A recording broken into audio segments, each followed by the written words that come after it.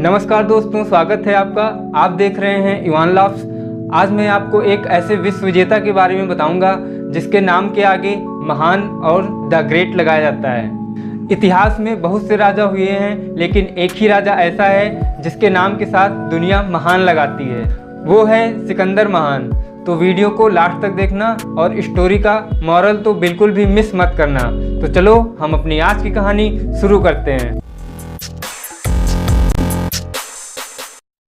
सिकंदर का जन्म 356 ईसा पूर्व यानी कि ईसा मसीह के जन्म के 356 वर्ष पहले हुआ था।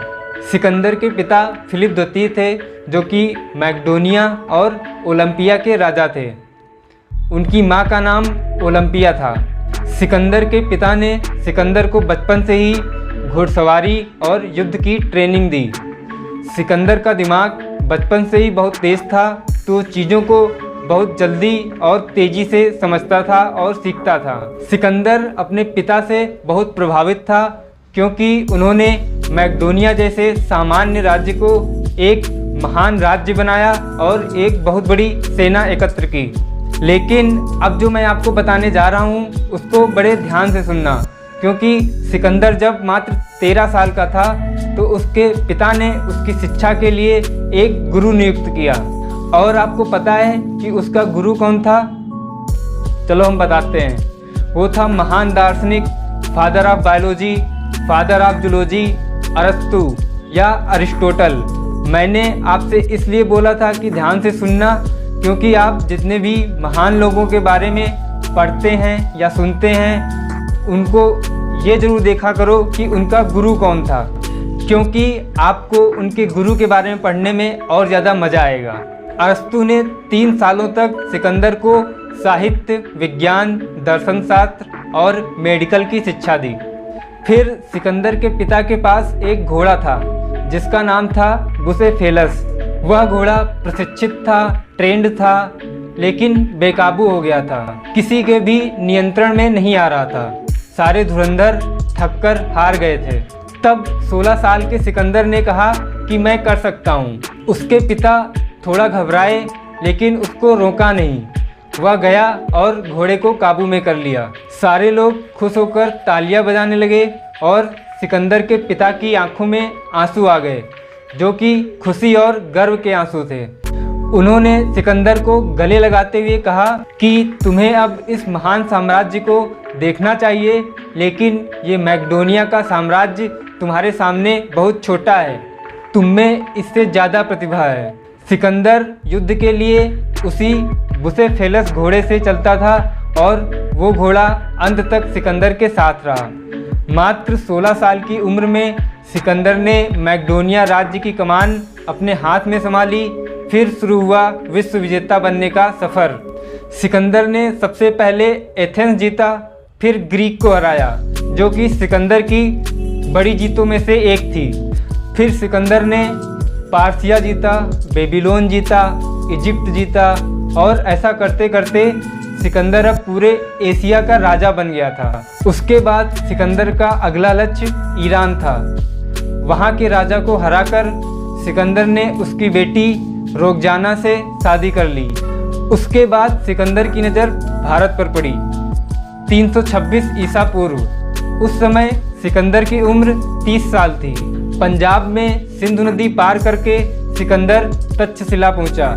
उस समय चाणक्य तक्षशिला में शिक्षा देते थे, लेकिन वहां के राजा अंबी ने सिकंदर से बिना लड़े ही हार मान ली। चाणक्य ने भारतीय संस्कृति को बचाने के लिए राजाओं से आग्रह किया, लेकिन सिकंदर से लड़ने के लिए कोई भी राजा तैयार नहीं हुआ। और इस तरह पश्चिमी उत्तर के जितने भी राज्य थे, उन सभी राज्य के राजाओं ने सिकंदर के सामने आत्मसमर्पण कर दिया। उसके बाद सिकंदर तक्षशिला से होते हुए राजा पोरस के साम्राज्य की ओर बढ़ने लगा। अब ध्यान देने वाली बात यह है कि राजा पोरस जो थे वो बड़े ही शक्तिशाली शासक थे, और उनका साम्राज्य झेलम और चेनाब नदी के बीच में पंजाब में ही था। जब सिकंदर और राजा पोरस के बीच युद्ध हुआ तो राजा पोरस ने बड़ी बहादुरी के साथ सिकंदर से लड़ाई की, लेकिन काफ़ी संघर्ष और कोशिशों के बावजूद राजा पोरस को हार का सामना करना पड़ा था। लेकिन इस युद्ध में सिकंदर की सेना को काफ़ी नुकसान पहुंचा था। अब यहाँ पर ध्यान देने वाली बात यह है कि राजा पोरस सिकंदर से युद्ध तो हार गए, लेकिन सिकंदर राजा पोरस की बहादुरी से बड़ा प्रभावित हुआ, क्योंकि जिस तरह राजा पोरस ने लड़ाई लड़ी उसे देखकर सिकंदर बड़ा हैरान था। इसके बाद सिकंदर ने राजा पोरस से दोस्ती कर ली और उसका राज्य और कुछ नए इलाके भी वापस दे दिए। दरअसल सिकंदर ने यह कूटनीति इसलिए की थी क्योंकि अगर आगे सिकंदर को कभी मदद की ज़रूरत पड़े तो वह राजा पोरस से मांग सकता था। और यह सब सिकंदर ने सीखा किससे था? अरस्तु। इसके बाद सिकंदर की सेना ने छोटे हिंदू गणराज्यों से लड़ाई की। इसमें कठ गणराज्य के साथ हुई लड़ाई काफ़ी बड़ी थी।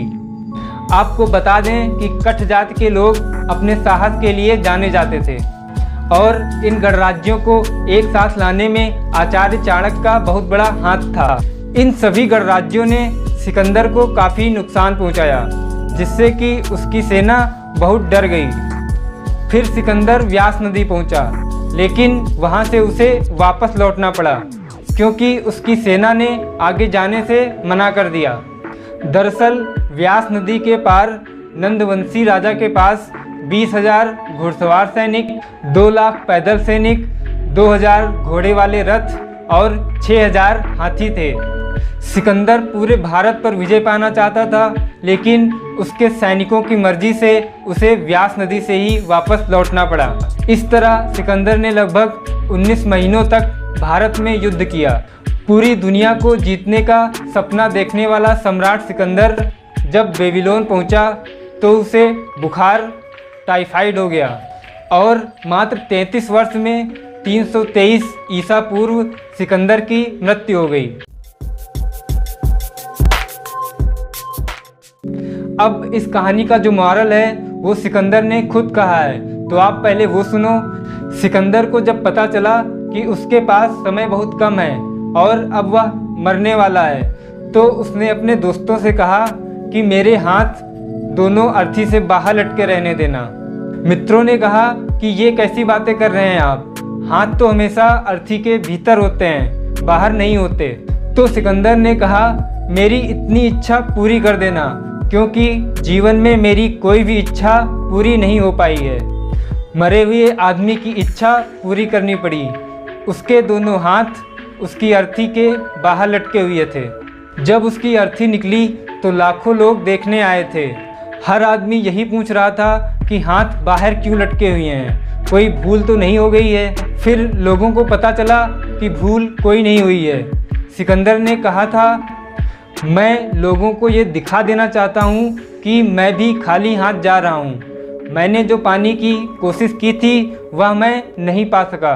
मेरे दोनों हाथ खाली हैं और यह लोग देख लें। और वही सेम सिकंदर जैसी सिचुएशन हम लोगों की भी है कि इतना मिल जाए, यहाँ पहुँच जाएं, तब खुश हो जाएंगे। और कभी कोई खुश नहीं होता, क्योंकि हम आज जहाँ हैं वो कल हमारा सपना था, और जब हम आज पहुँच गए हैं फिर कल का सपना और बन गया। तो हमारी लाइफ ऐसी ही चलती रहती है। तो आपको हमारी ये कहानी कैसी लगी हमें कमेंट करके ज़रूर बताना। वीडियो को लाइक करना और चैनल को सब्सक्राइब करना। तो आज इतना ही।